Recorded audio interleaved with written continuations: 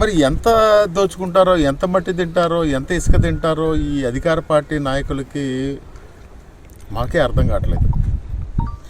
నేను చోరగుడిలో press meet పెట్టి పర్యావరణ వల్ల పరిరక్షణ చేయాలి, అక్కడ ఇసుకంతా కూడా దొంగతనం చేస్తున్నారంటే ఇక్కడ శాసనసభ్యుడు ఒక వీడియో చేస్తూ ఉన్నాడు.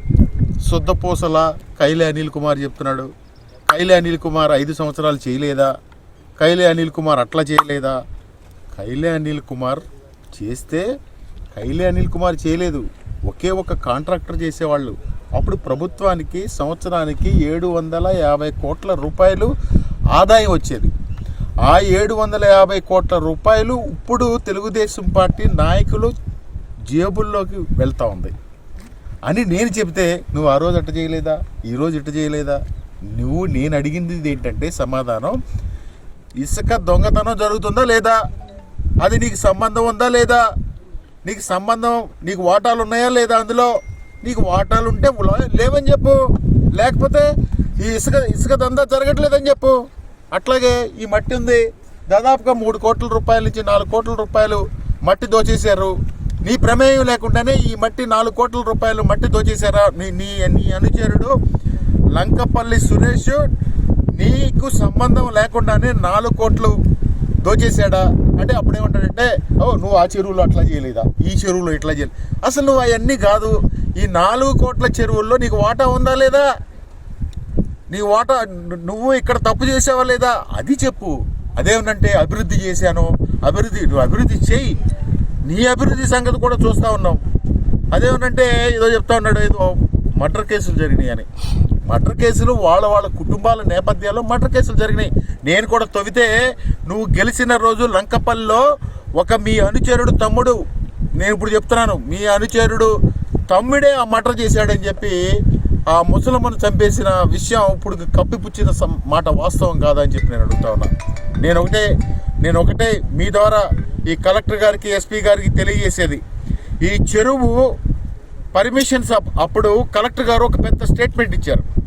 ఏమని స్టేట్మెంట్ ఇచ్చారు? చెరువులు తవ్వటానికి వీల్లేదు, చెరువులు తవ్వాలంటే గ్రామంలో తీర్మానం చేసుకుని ఎండిఓ గారు వచ్చి పర్యవేక్షణ చేసి ఎంత క్వాంటిటీ ఉందో అంత క్వాంటిటీకి మార్కేషన్ చేసి ఆ చెరువు గ్రామ అవసరాలకి వాడుకోమని చెబితే వీళ్ళు దేశంలో ఉన్న అవసరాలన్నిటి కూడా వాడుకొని దాదాపుగా 3 కోట్ల నుంచి 4 కోట్ల రూపాయలు చెరువు తవ్విన మాట వాస్తవం కాదా అని చెప్పి మేము అడుగుతా ఉన్నాం. నేను అడుగుతాను కలెక్టర్ గారిని, అయ్యా మీరు ఇచ్చిన ఆర్డర్కి వ్యాలిడిటీ ఉందా లేదా, చెరువులు తవ్వేటప్పుడు మీకు ఇచ్చిన ఇది వ్యాలిడిటీ ఉందా లేదా? అదేమనంటే కోర్టులు అంట, నేను కోర్టుకి వెళ్తానంటే ఇతనికి కోర్టు మీద కూడా నమ్మకం లేదు. కోర్టుకి వెళ్ళడం ఒక డ్రామా అంటే, కోర్టు అంటే డ్రామానా, చట్టం అంటే డ్రామానా మీకు? రేపు కలెక్టర్ గారిని సోమవారం నాడు వెళ్ళి, అయ్యా మీరు ఈ పర్యావరణ పరిరక్షణ చేయగలరా లేదా అని అడుగుతా. నేను మొత్తం రికార్డు అంతా తయారు చేసుకున్నా, తీసుకెళ్ళి నేను కోర్టు న్యాయస్థానాన్ని అడుగుతా. నీకు న్యాయస్థానం అంటే ఈ శాసనసభ్యుడికి ఎటకారం ఏమో కానీ నాకు న్యాయస్థానం అంటే గౌరవం ఉంది. అట్లాగే ఇక్కడ పోలీసులు చిన్న విషయాలు వస్తే తీసుకెళ్ళిపోయి మా కార్యకర్తలు కానీ ఇంకొకరి మీద కేసులు పెట్టేసి రకరకాలుగా వేధిస్తూ ఉంటారు ఇక్కడ పమ్మిడి ముక్కల పోలీసులు. మొన్న ఈ పమ్మిడి ముక్కల ఎస్ఐ గారు ఎవరో మా నాయకుడు వెళ్తే, లోన్ ఏంట్రా, ట్రాక్టర్ ఆపితే లోన్ ఏంట్రా, ట్రాక్టర్ అయితే లోన్ ఏంటి, నీకేమన్నా నీకు కూడా ఓటా ఉందా ఈ చెరువులో? నీకు నీ పమ్మిడి ముక్కల సిఐ చిట్టిబాబుకి ఏమన్నా ఓటా ఉందా? మరి నువ్వు లోన్ వేయటం ఏంటి? ఆ రూల్ ప్రకారం ఎక్కడికి కూడా వెళ్ళకూడదు, అని నువ్వు పరిరక్షించాల్సింది పోయి లోన్ ఏంట్రా అంటే వేసేస్తారు లోన్. మిమ్మల్ని వేసే రోజు కూడా దగ్గరికి వస్తుంది. వీటన్నిటికి కూడా మీరే బాధ్యత వహించాల్సిన పరిస్థితి వస్తుంది. మిమ్మల్ని వేసే రోజు కూడా దగ్గరికి వచ్చే రోజు ఉంది. అదేమనంటే ఏదో మాట్లాడి విషయాన్ని తప్పుతో పట్టించే విధంగా పంపులు కాడ తగదలాగా నువ్వేం చేస్తున్నావు? నువ్వు ఇసుక అమ్ముకుంటున్నావా లేదా, ఇసుక దొంగతనం జరుగుతుందా లేదా, అందులో నీకు సంబంధం ఉందంటే సంబంధం ఉందని చెప్పు, లేదంటే పబ్లిక్గా నాకు ఇసుకలో ఎటువంటి సంబంధం లేదు అని చెప్పు. నేను ధైర్యంగా చెప్పగలను, 5 సంవత్సరాల్లో నాకు ఇసుకలో ఎటువంటి సంబంధం లేదని నేను ధైర్యంగా వచ్చి ఎక్కడికైనా వచ్చి చెప్పే ధైర్యం నాకుంది. ఎందుకంటే నేను అంత ఆనెస్ట్గా 5 సంవత్సరాలు పనిచేశాను. కానీ నీకు ఇసుకలో వాటా ఉందా లేదా ధైర్యంగా నువ్వు గుండె మీద చేసుకుని, లేదంటే నువ్వు ఏ గుడికన్నా వచ్చి ప్రమాణం చేసి చెప్పగలవా? ఈ మట్టిలో వాటా ఉందా లేదా నువ్వు చెప్పగలవా? కోసూరు చెరువులో 12,560 ట్రిప్పులు తోలేరు. ఆ ట్రిప్పుల్లో నీకు వాటా ఉందా లేదా చెప్పు. గరికపరు చెరువులో నీకు వాటా ఉందా లేదా చెప్పు. నిర్మాణపూడి చెరువులో నీకు వాటా ఉందా లేదా చెప్పు. రెమ్మనపూడి చెరువులో నీకు వాటా ఉందా లేదా చెప్పు. పామర్లో మొత్తం వెంచర్లన్నీ కూడా పూడ్చే విషయాల్లో నీకు వాటా ఉందా లేదో చెప్పు. అంతే తప్ప నువ్వు ఆ రోజు అడి చేసావు, ఈ రోజు ఎడి చేసావు, నువ్వు ఏం చేసావయ్యా అని నేను నిన్ను అడుగుతా ఉంటే, నిన్ను జనాలు గెలిపించారు, నువ్వు శాసనసభ్యుడివి, నువ్వు వీటిలన్నిటిలో నాకు ఎక్కడ సంబంధం లేదని చెప్పే ధైర్యం ఈ వరలకుమార్ రాజాకు ఉందా అని నేను అడుగుతా ఉన్నా. నువ్వు నా మీద ఏదైనా ఆరోపణ చేస్తే ధైర్యంగా నేను చెప్పగలను. ఆ ధైర్యం నాకుంది. అందుకనే ప్రతిపక్షంలో ఓడిపోయినా కానీ ఈరోజు ప్రజల్లో ధైర్యంగా తిరగలుగుతా ఉన్నా. నేను నీకులాగా అవినీతి చేసి కప్పిపుచ్చుకుని ఆయా అభివృద్ధిని అడ్డుకుంటాను. నీ అభివృద్ధి అంటే ఏంటి? రెండు తాళ్ళు లోతు తవ్వడం అభివృద్ధి? దాన్ని నేను వచ్చి అడ్డుకుంటున్నానా? రాత్రిపూట 300 ఒక లంకపల్లిలో 300 ఏమో రొయ్యూరులో మీరు తోసుకెళ్ళిపోతుంటే అది అభివృద్ధా? నేను అడ్డుకుంటున్నానా? కోసూరులో నువ్వు ఇసుక అమ్మితే మట్టి అమ్మితే అది అభివృద్ధా? నేను అడ్డుకుంటున్నానా? గరికపర్లో నువ్వు అమ్మిన మట్టి అది అభివృద్ధా నీకు అంటే నేను అడ్డుకుంటున్నానా? నీ అభివృద్ధి అడ్డుకుంటున్నానని చెప్పరాదా? అప్పుడు నిజంగా నేను కూడా ఒప్పుకుంటాను. దానికి ఈ పామర్లో ఏదో అభివృద్ధి జరిగిపోతుందంటే ఈయన ఏదో అభివృద్ధి చేసేసాడంట. ప్రతి దానిలో కూడా అవినీతి రాజ్యం వెళ్తా ఉంటే ఏదో చెప్తాడు. ఎవరో కుటుంబ నేపథ్యాల్లో ఏవో తోటలలో మటలు జరిగితే అయ్యే నాకు ఆపాదిస్తాడు.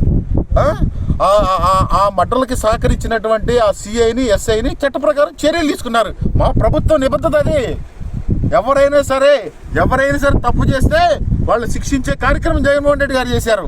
మీలాగా కాదు. ఇప్పటి వరకు వాళ్ళ ముసలమ్మని చంపేస్తే ఈ రోజు వరకు కనీసం ఎలా చనిపోయిందని ఇతను గెలిచాడు. ఆ రోజు గెలిచిన రోజున వీళ్ళందరూ కూడా దాదాపుగా 500-600 బళ్ళేసుకెళ్ళారు. ఆ బళ్ళేసుకెళ్తే ఆ ముసలమ్మని చంపేసి నగలు పట్టుకెళ్ళిపోయి అన్ని చేస్తే వీళ్ళ అనుచరుడు తమ్ముడి మీద అనుమానం వస్తే ఈ రోజు వరకు కూడా ఎంక్వైరీ చేయించడం. ఈ విధంగా చేసే శాసనసభ్యుడు అదేమిటంటే ఇప్పుడు ఈ ప్రెస్ మీట్ అవ్వగానే వాళ్ళు ఏం వీడియో పెడతారంటే, ప్రెస్ మీట్ అవ్వగానే కైలే అనిల్ కుమార్ అభివృద్ధిని అడ్డుకుంటున్నాడు. ఎక్కడ అభివృద్ధి అడ్డుకునేది? రొయ్యూరులో అడ్డుకుంటున్నానా? లక్కపల్లిలో అడ్డుకుంటున్నానా? ఎక్కడ గడిపల్లిలో అడ్డుకుంటున్నానా? కోసూరులో అడ్డుకున్నానా? లేకపోతే ఇంకోటి కట్టానా? ఏంటి చెప్పు. నీ ఆస్ట్రేలియాలో పూర్తయిపోయిందా? మరి ఇంకెంత కావాలబ్బా? ఎంత మట్టి కావాలి నీకు? ఎంత మట్టి తింటారు మీరు? ఎంత ఇసుక తింటారో చెప్పండి ఒకసారి. అధికార పార్టీ నాయకులు అదేమనంటే ఏదో చెప్తారు, మేము కూటమి ప్రభుత్వం, చంద్రబాబు నాయుడు గారు అట్లా ఒక మాట చెప్తారు. ఎంత దారుణమైన విషయాలు మాట్లాడాలంటే ఈరోజు సబ్జెక్ట్ మళ్ళీ డివేట్ అవుతుందని చూస్తా ఉన్నాం.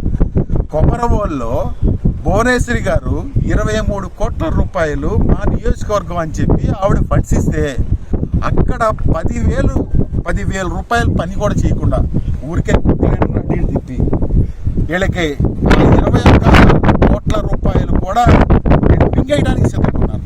ఇది తప్పకుండా నేను తెలియజేస్తా భువనేశ్వర్ గారికి, చంద్రబాబు నాయుడు గారికి, లోకేష్కి ఎందుకు వదిలేశాను. దీని మీద భువనేశ్వరి గారికి ఉత్తరం అందించే ఛానల్ కూడా దొరికింది. తప్పకుండా కూడా ఇది తీసుకెళ్ళి చేపించే కార్యక్రమం చేస్తామని చెప్పి మనం చేస్తా ఉన్నాం. వీళ్ళు ఎవరో ఇప్పుడు పట్టి తినేసిన వాళ్ళందరినీ వదిలిపెట్టేదే లేదు. రేపు కలెక్టర్ గారి దగ్గరికి వెళ్తాను.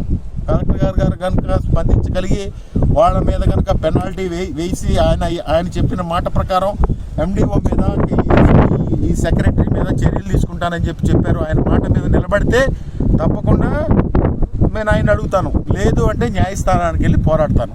న్యాయస్థానాన్ని కూడా అపహాస్యం చేసిన విషయాన్ని న్యాయస్థానం దృష్టిలో కూడా పెడతాను.